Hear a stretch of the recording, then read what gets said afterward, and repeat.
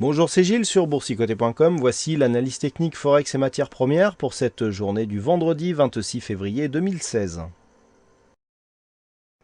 Et donc sur la paire de devises euro-dollar, eh bien c'est finalement la rechute depuis la rupture ici de cette zone des 1,0985. Les cours avaient marqué un nouveau plus haut significatif. On attendait ici au choix soit le test ici de cette zone des 61,8 qui a été testé et même cassé, et un test de cette zone justement qui avait été cassée des 1,0985.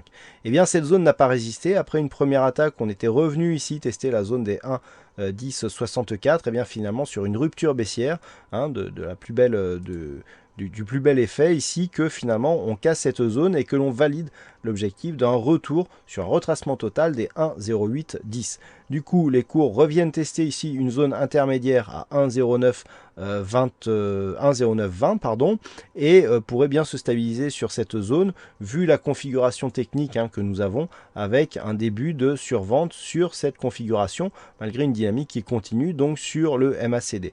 Donc petite stabilisation à venir juste avant le week-end, mais pour la semaine prochaine, l'objectif se situe désormais sur 1,0810. Sur le dollar yen, eh bien, il va falloir patienter un petit peu. Pas de relais, pas de rupture ici de cette zone des 111 yens pour 1 dollar. Les cours commencent à osciller ici entre cette zone et la zone des 115. Tant que l'on se situera dans cette zone, eh bien, nous assisterons à un mouvement de neutralisation de la dynamique court terme, alors que la dynamique moyen terme, elle, depuis la rupture des 116, est devenue baissière. Donc pour l'instant, continuité dans le mouvement. On a une zone ici à 115 qui représente le retracement à 38,2% de Fibonacci de la précédente phase de baisse. Les cours se stabilisent dans cette zone, donc la tendance reste baissière, mais ne sera validée que sur une rupture de la zone des 111 yens pour 1 dollar. Dans l'éventualité ici d'une cassure haussière de cette zone des 115 yens pour 1 dollar, eh bien, on pourrait revenir tester la zone des 116. Et c'est vraiment sur cette zone que certains tests concernant la tendance moyen terme se mettront en place.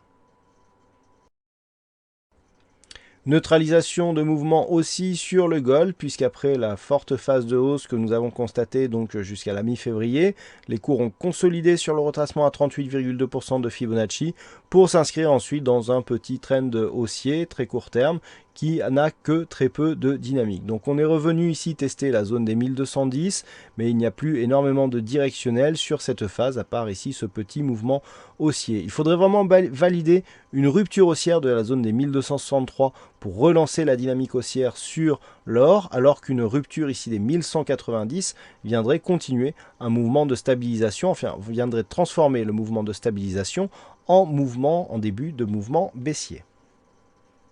Voilà ce que nous pouvons dire sur cette analyse technique Forex et matières premières. Passez une bonne soirée, un bon week-end, bonne chance dans vos prochains trades. On se donne rendez-vous dès la semaine prochaine pour d'autres analyses techniques sur le site boursicoté.com.